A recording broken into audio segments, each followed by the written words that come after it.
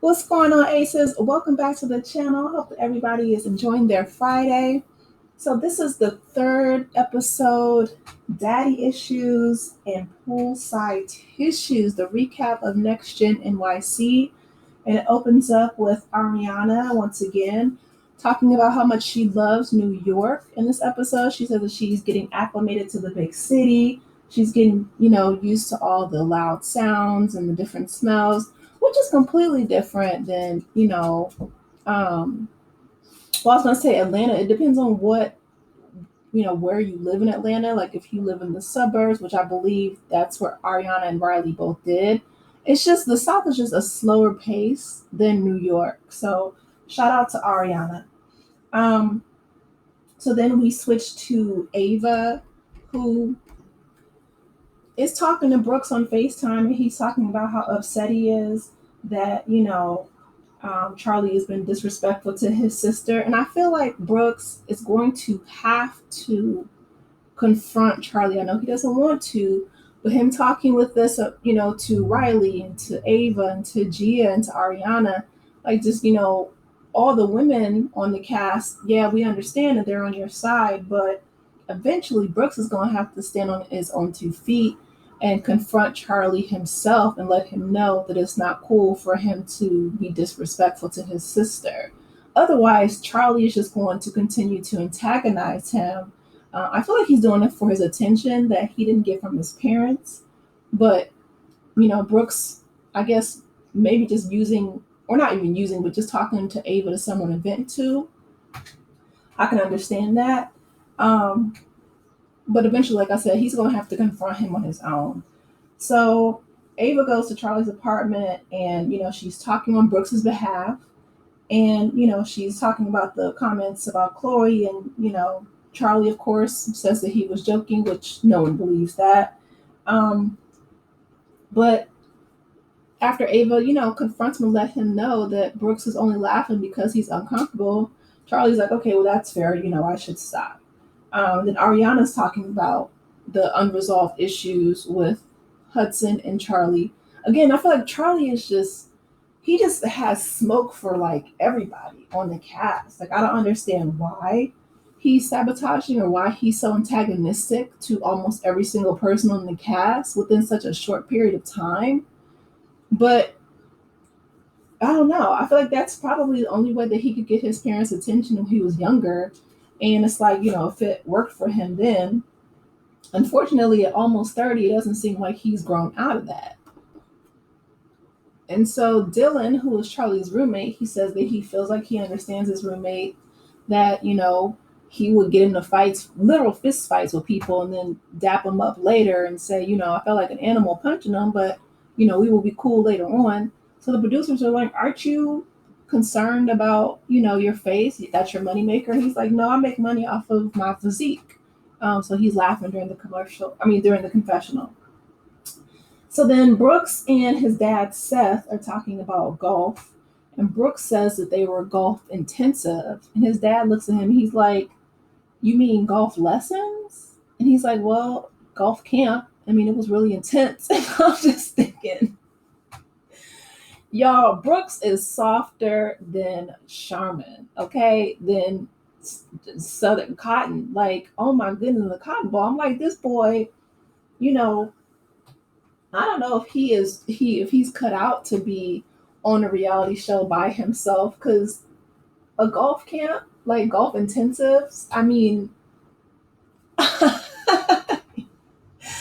but anyway, so he's talking to his dad about his new boyfriend Cade, and he says that they met when they were in Park City, and that he was with his mom at Sundance, and then out of the corner of his eye he sees the most handsome man. So they're dancing, all night long, and then they had a kiss at the end of the night. And so he just says that he's, the most incredible boyfriend ever, but he lives between Austin and LA. So when he comes to visit him in New York, he doesn't want him to leave.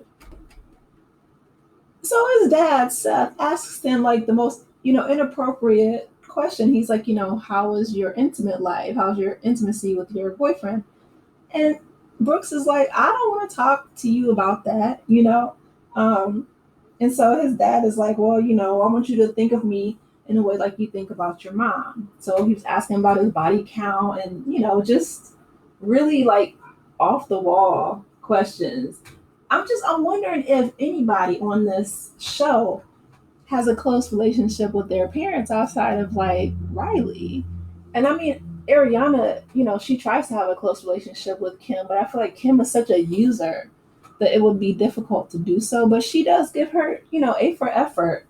Um, but Seth is saying, he doesn't want to see his kids crushed. And so Charlie's telling again his dad about the date that Chloe went on with Charlie. I'm sorry, Brooks is talking to his dad about the date that Chloe went on with Charlie. Chloe said, they had a great time, they had fun, but again, Charlie was just being really disrespectful and talking about how, essentially, that he was just really disrespectful. And so they read the text again, and the production puts the text up, and it says, what are you doing tonight? And it says, let's go out with Chloe after the date. There are a few fun parties I'm trying to touch, assuming, of course, her and I aren't just back in my place already. So again, Charlie is just very disrespectful and dismissive. And when Brooks is sharing this with, to his dad, in my opinion, acts a little bit like Charlie. Like he's like, okay, well, he said that. He's like, did you share that with Chloe? And he says that, it's going to upset her.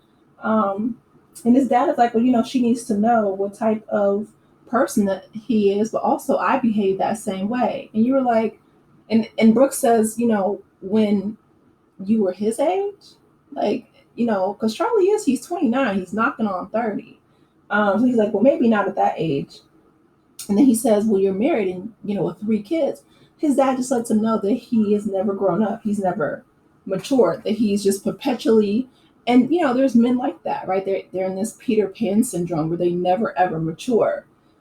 So Seth, his dad asks if he wants him to talk to him. And Brooks is like, well, I'm 24. I think I can handle it.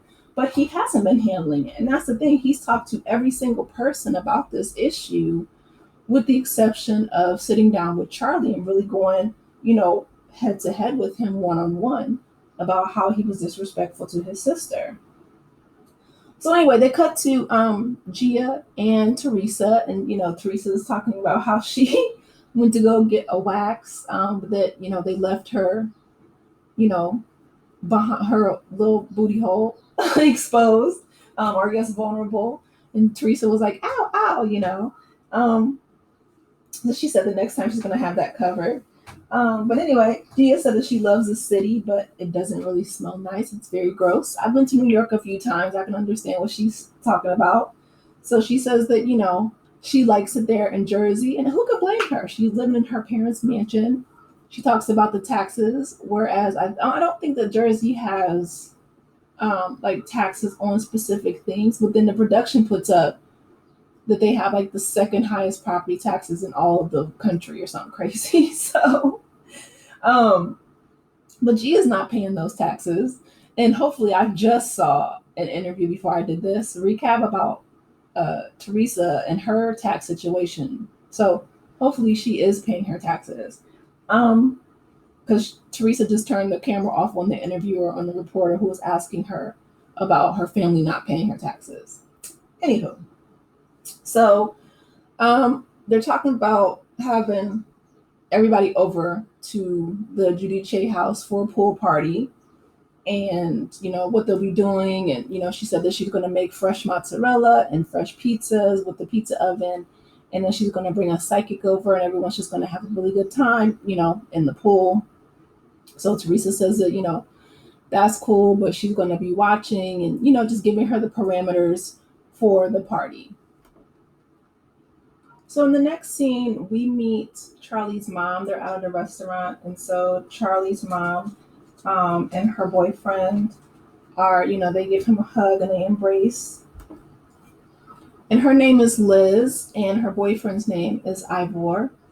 And so he hasn't seen his mother since Mother's Day. And so, his mom was divorced from his dad when he was about 3 years old. And so he grew up with his mom from, like birth until he was 10 years old. And then his dad took him in.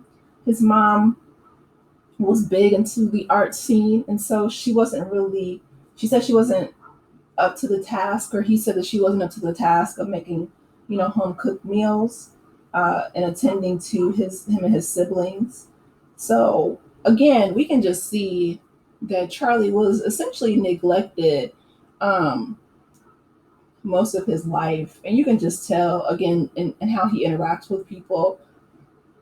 It's unfortunate, um, but his her boyfriend says that it's nice that you guys are back together. That he met Liz when she was dating his best friend 40 years ago, but his best friend was too boring for him, even though he had a huge member. And I was just like, that was just so, inappropriate. And on one hand, it's like, I guess, certain people, they never do grow up, because why would you tell that to your girlfriend's son? So they cut to a scene where the dad is telling Charlie that he should book a ticket to Greece. And then Charlie reminds him that, it was his sister. He wasn't invited. And Charlie's like, well, deep down, I know I'm the favorite.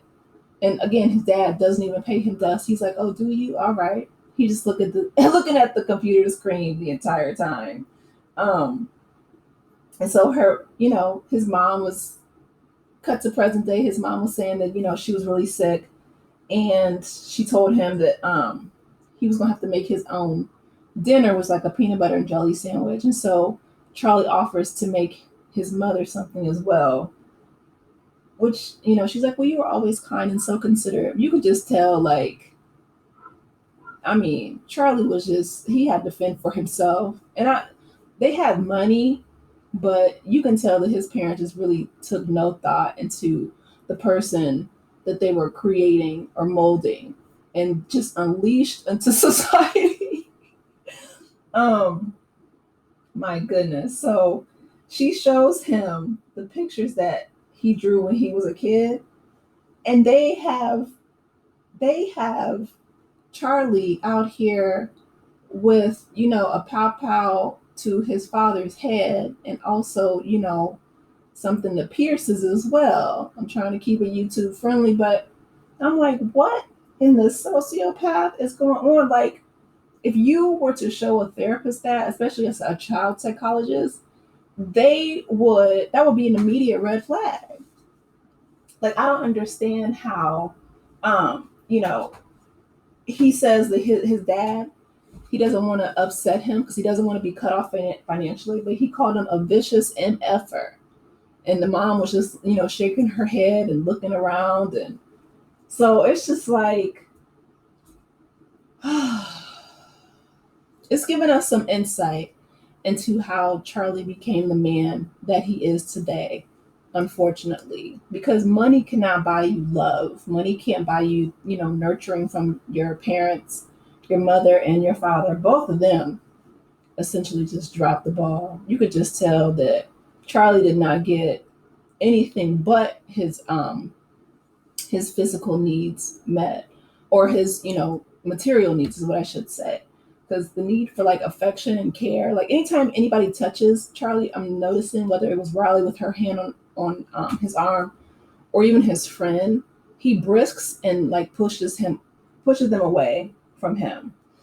So anyway, Brooks is now talking about how he wants to debut his fashion line, and it it had one tracksuit.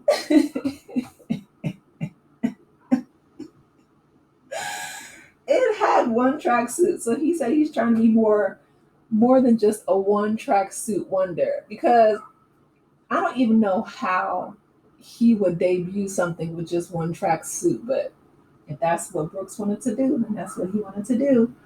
Um, so anyway, Riley and Dylan, they're talking in the confessionals about just how Brooks is continuing on. And listen, the tracksuit, it wasn't bad, it was just really plain. And We just need a little bit more from him than just this one tracksuit. So, um, they're talking. He's talking to Charlie on the phone at Brooks's house, and he said that once Brooks gets a phone, he's going to be really adulting. He's trying to get off the phone, so he's like, well, Dylan's like, well, once you don't have a phone, you don't have a phone bill. And I'm like, listen, I heard that. And they talked about Georgia not having a phone, but we saw her with her laptop in the club, so she's getting her work done that way. They went to, an art gallery event that Georgia produced.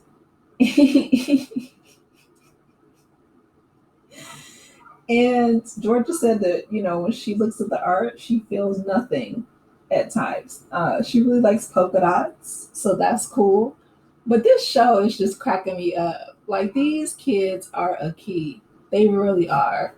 Um, because I don't understand how they're, planning these events and fashion shows and all these things, but they're not really giving much of anything. Like, there's no variety, there's no color, there's no excitement. I feel like the best person who has thrown an event so far is Gia at the pool party coming up. But anyway, so Ariana's saying in the confessional that she wants to squash the beef with Charlie. She wants him to, calm down so they can all be friends.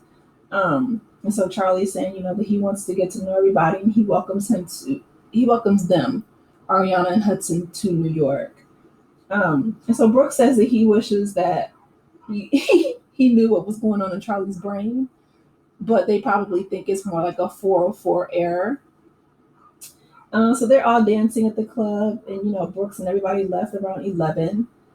He says that he doesn't really do clubs; he'd rather be on his iPad drawing. And so Hudson and Ariana say that they don't really like going out either. I feel like Hudson and Ariana are probably, two of the more mature people on the cast. Like, even though Charlie's the oldest, that doesn't necessarily translate to maturity. So, Georgia, they cut to her having several glasses of wine. Shy left early, and then Charlie ditches Riley and Georgia. And so Georgia was mad. I feel like Georgia is somebody who, again, and I don't know if it's because her and Charlie grew up on, similar sides of New York. Like, Charlie grew up on the Upper West Side or East Side, I'm sorry, and then Georgia grew up on the Upper West Side of New York. But they just get angry for like the smallest things. So Seth, Brooks's dad, FaceTimes Charlie and wants to get together with him. And Charlie's just in his confessional, like, F me, this is going to be so awkward. So they're sitting down and they are discussing what Charlie said about Chloe. So Charlie and Seth meet in a restaurant in Chelsea. And what I initially thought that Seth was going to do and kind of set the record straight and defend his daughter's honor and, tell Charlie that the things that he said was unacceptable and disrespectful, that was completely not what happened. So he's calling him, the great Charlie. He says, he's just, Charlie's telling Ava that, he doesn't really even want to meet with Brooks's dad, Seth, but he goes out there and, he's telling him that he has 3 kids and, he wanted to be a life coach. What? Like, I just, Charlie's saying that he has to, recover from his hangover. And he's talking about, sleeping and vomiting in his house and being intimate with Chloe and just all this. He used the F word. Like, he's just so disgusting. So Seth, lets him know that the pride and joy of his life is his daughter. But then he goes into whether or not it's going to be a body count transaction or it's going to be something deeper or meaningful. And Charlie lets him know we've only been on one date. And that, when they were together, he wanted more than one date. But then Chloe said, told him not to flatter himself. And I'm glad. Like, Chloe, run for the hills, girl, because this is not the man for you. This man is so disrespectful. Charlie, lets him know that he is trying to abstain from drinking because he's nursing his hangover. But Seth has a beer. And so, he's talking about Brooks and Gia and how I guess Charlie feels ganged up on, but he's the one who starts stuff with people. And so Seth is like, well, I love the opportunity to um he's just in my opinion oversharing. I'll put it that way, right? Like Charlie said, it was nothing, he just wanted to wake up with Chloe. Um and so Seth is like, oh, you didn't use the F word. And of course, production, they roll the receipts. He absolutely says he wanted to F his sister, but Charlie lied to Seth's face. And, he says it sounds like he's objectifying women, which is absolutely 100% true. And he sounds like, but then he says, well, that sounds like something I would have said, or it sounds like something I would have done. So he's, I guess, trying to take it easy on him, but it's like, that's the problem. People have been taking it easy on Charlie his whole life, and you can tell. Like, nobody has held him accountable for the things that he has said. Um, he says that he's going to tell Brooks that, he loves Charlie and that he's very remorseful, which is, again, not true, that it was a teaching moment. And it's like, no, that's not true. Um, he says that he's an authentic guy. Now, that I do believe. I do believe that Charlie is authentic, but that's just because he doesn't care about the things that he says that, hurts other people's feelings.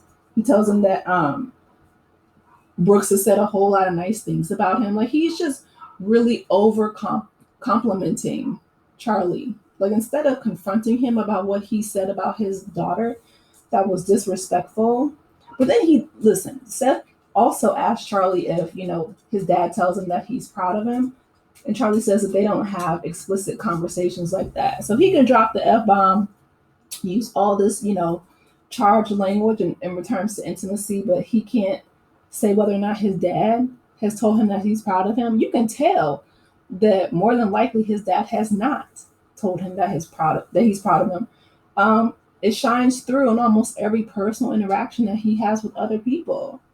So Charlie says, I like Seth's approach to it, being the optimal father, and of course, because he didn't hold his feet to the fire at all. He didn't make him take accountability at all. He asks him about his night, like what time he got home, and Charlie's like, I was there when the sun was rising. Um, so he's, talking about just Dylan being his relationships and his how he chooses to identify, which he's bi. And so he asks him that if that's what being fluid means. And he's like, well, like being pan. And he's like, yeah, that's right. He's like, well, that's what I'm trying to get to. Just don't tell my wife. Ha ha ha. Like, he's cracking jokes with the dude that disrespected your daughter. That's why Charlie acts the way he does. Because it's like, it's not funny. And nobody is holding him responsible. That's, he's not a kid. He's 29 years old. Like, at some point, he's going to try that with the wrong one, which is why when he gets on the bus with Riley, everything goes left, in my opinion. In the next scene, we see Gia, who is getting the house prepared for her guest. The girl is swiffering her behind off, okay? She's cleaning, and everybody is getting on the party bus, getting ready to, go out to New Jersey to visit Gia and her pool party. So Georgia asks Chloe if she has seen Charlie since their date, and she says no. And so she asks if she will go out again, and she's like, well, he hasn't asked me. And I'm sitting here thinking, I know that money colors people's perceptions of other people, but this dude is so disrespectful. Like, just, there is no way. So they're all bringing their laundry to Gia's house to do, which again, I think is really hospitable and really kind of Gia to offer, her laundry room to all of her castmates. Everybody is coming with drinks on board. And so, they're all in the party bus. And Gia, this girl is doing it, okay? She not only has homemade pizzas for them, but she is, cleaning up after the dog. She's putting the balls in the pool. She's just setting up everything. She says that she really enjoys hosting parties. So I have to give it to her. She is just a real sweet hostess. So they play a game, like who do you think is the most weirdest person there, which is Shy. And Shy's like, well, who do you think would ditch you at a club? Everybody points to Charlie. And so then they're talking about the young ladies that Charlie invited. And he said that the girl was mad at Riley. And so then Riley goes up to one and says, he's telling the story, making Riley seem really hostile. And Riley, of course, the production, shout out to them with the receipts, goes up and she just says, hi, I'm Riley. What's your name? She says, Sylvia. She said, that you should just go ahead and introduce yourself. That's all she said. Nothing with attitude, no hostility, no nothing. And so, they're like, well, who handled it well? He said the girl did.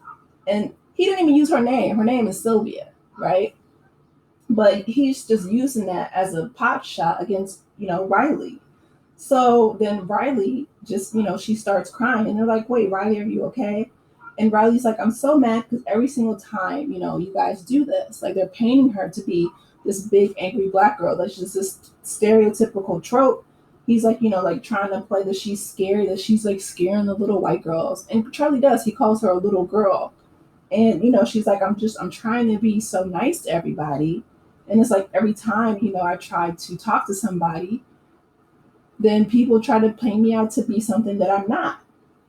So Charlie's like, well, that's fair. That's fair. Like he's never had to deal with anybody stereotyping him in his life. You could just tell that he's so entitled and so privileged.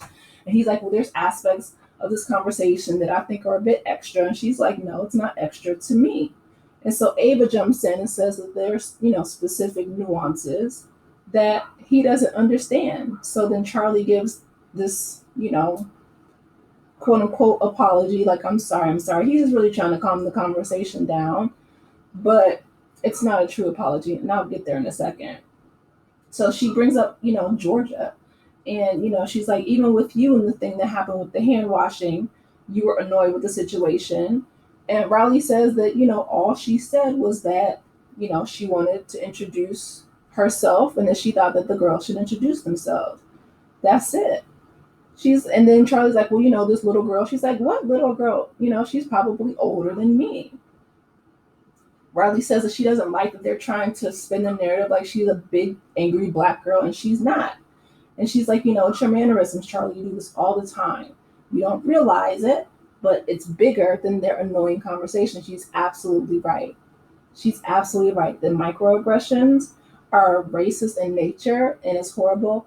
And, again, Riley and Ava are both trying to explain it to him. And Ava's in her confessional explaining what microaggressions are. But Charlie absolutely understood what he was saying. He was weaponizing the language. He was weaponizing these stereotypical tropes. And he was using it as a power play, like he does with almost every cast member. He just uses whatever vulnerabilities that he sees to attack them. So he says, I'm sorry, I'm hurting your feelings. I don't want to make you feel this way. And Ava's like, well, try to go about it in a better, loving way. Just try. So Charlie says, you know what I can offer? I can offer my silence. And so that's what he does. And they're pretty much silent for the rest of the bus ride down to, Gia's house, Gia's mansion. And she has it all decked out. Gia and her boyfriend Christian are there. The dogs are there.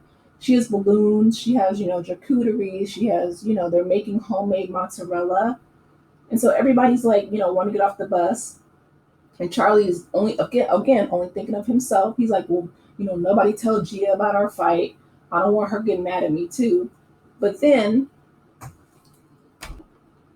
production cuts to a scene where he's essentially backtracking and negating everything that he said. So they get off the bus and everybody greets everybody. It's all decked out with, really cute, like pink. They have a bartender there. And so Riley goes and gets a margarita. They have, like I said, a cute charcuterie board. They're going to make their own pizzas. It's just really decked out. Like, shout out to Gia for being, the hostess with the mostest. I'm not a fan of the psychic, but like I said, no judgment. Everyone's gonna do what they do. They just have, different things for different people. And she also lets them all do their laundry, like I said, which is really, really sweet of her. So they start the laundry, they get, 3 loads done. And so Charlie and Ava, they go and they talk on the trampoline. So, while Riley is sipping her margarita and Shy is, doing cartwheels and Chloe is, there. Everyone's just enjoying themselves. But Riley calls her mom Candy, and she's telling Candy about, when Charlie was mimicking black people, pointing their finger and popping their neck and doing the most. And Candy's like, oh no, he didn't, you know. And so Candy's just really encouraging Riley, to stand up for herself, to advocate for herself, um, and to just, be the person that she was raised to be. I love that. And you can tell, I feel like that's what Charlie's jealous of, because Riley has a parent that will essentially, nurture her and encourage her. So Brooks goes and sits beside her in the cabana. But, Riley's just saying, like, talking to her mom and venting, just saying, you're not going to pay me to be this, big angry black woman when I'm not. And so Candy's like, good, because he wouldn't have done that if it was one of the white girls.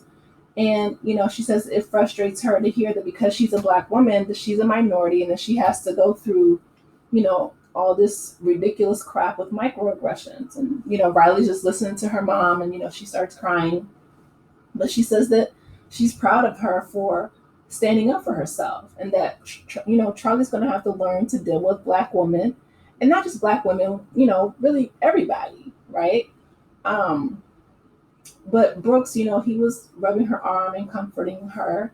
And I really wish that Brooks or somebody on that bus would have, you know, stepped in and said something. Um, Besides, Ava, the only other black person, only other black woman on the cast.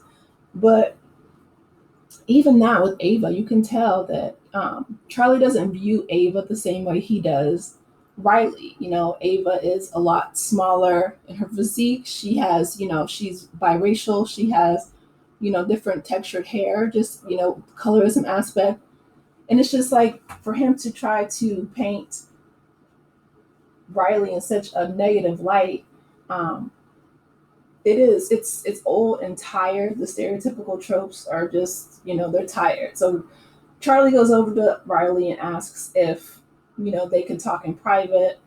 Um, and he puts her, he like makes this big show in front of everybody, like a fake smile. The dog comes over and he's like, I want to apologize again. I really didn't mean to offend you, with any imitation of you.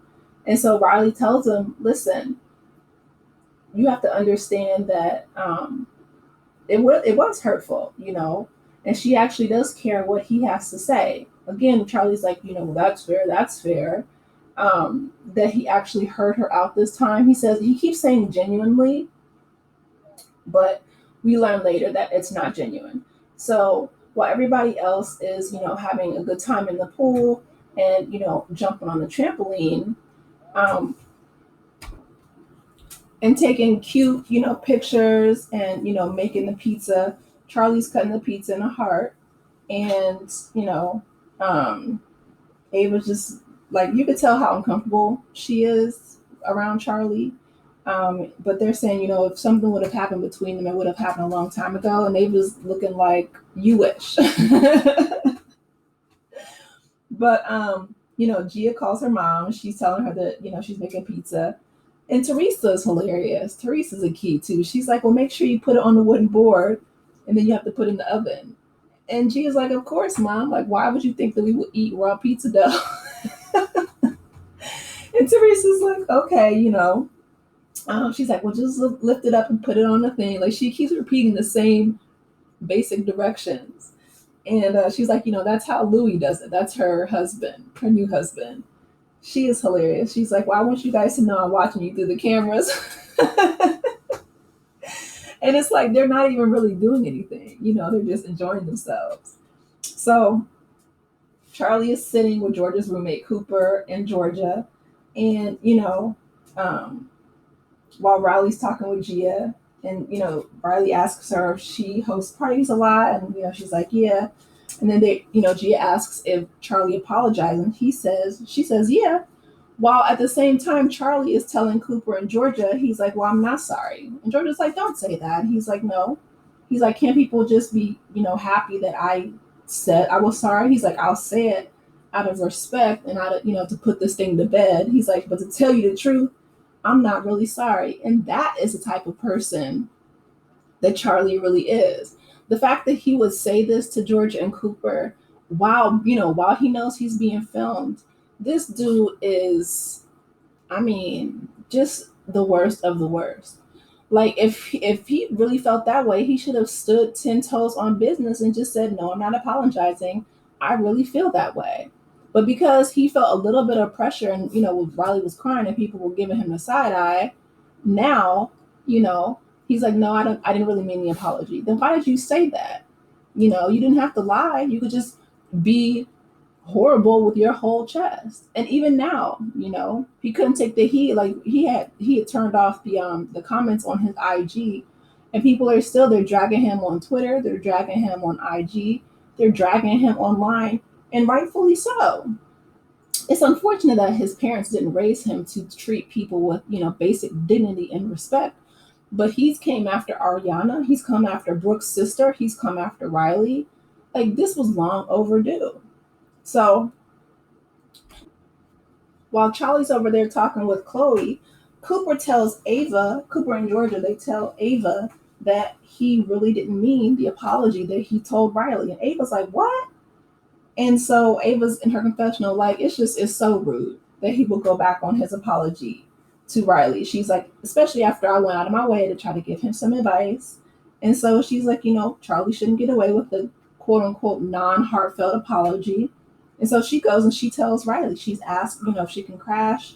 And so she sits on the couch and she lets Riley know that she's like, I want to tell you something that I heard. I was talking with Georgia and Cooper, and they said that Charlie really didn't mean it when he said that he apologized. And, she she was like, okay, well, obviously that's messed up. She's like, Riley says it's really hurtful. And so I'm glad that Riley knows the type of person that he is, like just saying that he doesn't care. So Ava said, well, since I'm close to Charlie, if you want me to, I'll speak to him in a way that can try to get through to him. But girl, you're not getting through to Charlie, And she says, I don't think that Charlie views you the same way as me. I'm bigger than you. And you're from New York. You have all these New York experiences. She's like, I'm from the South. But, she's like, I wish you would tell him that I'm a Black woman too. And it hurts you too as a Black woman. I'm glad that she said that to Ava as well. That's one thing I love about Riley. Like she'll say things to people's faces. She doesn't do all this behind the back talk, all this, So then Charlie crashes and he's like, can I sit here? And she's like, I heard you didn't believe what you said. You didn't apologize. You just did it to appease me. And he's like, yeah, I did, but isn't that what you wanted? Like, no. She was like, I wanted, an authentic apology. And then she's like, okay, well, we're good. He's like, I hope you mean that. She's like, we're good. And she gets up and she walks away, as she should. And Ava's like, Charlie, I want to be your friend. I'm trying so hard. But everything that he said was BS. And Riley goes and tells the rest of the group that he didn't really mean his apology. He just wanted to appease her. And so Ava, she's like, respectfully, I'm done with this conversation, And he says, well, I never really asked for your help with Riley. And so, then Charlie goes and he tries to do damage control, but he's like, we're not fine. And she's like, Charlie, when I had this conversation before, she tries to pull his arm. He's like, can you please let go of my arm? He's like, I'm not having this conversation again. And so everyone just says that it's really messed up. And they're like, what's wrong with him? And I mean, he goes and he talks to the psychic and the psychic says that he has beautiful energy. It's like, no. Like, what in the misclick? You can see from a mile away that this boy does not have, well, this man, I should say, because he is a grown man, he does not have good energy. So then Ava asks for, a tequila soda with a lime. But, Charlie looks at the dog gate and says that he's trapped. You can just tell that nobody has ever told him no before or really confronted him with his horrible behavior. He jumps the doggy gate, and he goes and he does his thing, and the rest of the ladies are outside drinking, and that's where it ends. Gia said that she really wished that before Riley, downed the drink that they could have cheers, but Riley's gone through it. So she says she downed it and, needed a little juice to take the edge off. Listen, Charlie is a mess and a half. He is not, in my opinion, he's not a good addition to this show. And I really truly hope that Bravo listens to their consumers, and they get rid of him, because he has not been respectful toward anyone on the show. He's come after, like I said earlier, he's come after Adriana, and even her boyfriend had to step in. And Hudson hardly said two words to anybody, but he checked Charlie to his face, which I'm glad. He's come after Riley. He's come after, Chloe and her reputation.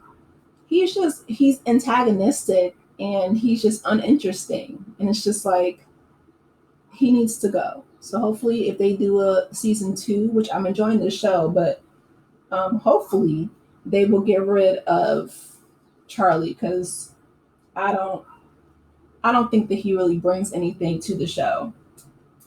So Brooks and Ava, they both have wrote on their social media about the situation with Riley and Charlie. This is what Brooks said. Brooks Marks says, quote, "I'm grateful for this platform and committed to using it to stand for what's right. Microaggressions are never okay. These conversations are a chance to listen, learn, and lead with kindness. I'm proud of Riley for speaking up, even when met with resistance. I'll always echo her voice and support her." And so Ava, she put that on her story as well, her IG story. And she says, "Beautifully said, Brooks Marks, we love you." Then Ava says, "It is not our job as Black women to teach well-educated adults these type of lessons." She says, "If we choose to, that's great. If not, that's also fine. We are allowed to approach these situations at our own personal discretion. Emotional labor is not owed. Black women are expected to be, quote unquote, graceful educators in moments like you saw in episode 3, and that is an unfair expectation." She says, "I'm proud of Riley Burris for speaking up for herself. Spread love, support your friends, and protect your peace." And I'm really glad that they, made those statements on their social media. I wish that they would have stood up more for Riley while they were on the bus and at the pool, especially Brooks. But Brooks has his own issue opening his mouth, even standing up for his sister. So I don't really expect too much for him. But like I said, I hope that, Charlie is getting the social media dragging that he is deserved. And I feel like it's well overdue. But I really hope that he does not come back next year. You guys, let me know your thoughts in the comment section. Please be sure to like the video and subscribe to the channel. And I will talk with you in the next one. Take care, Aces. Bye.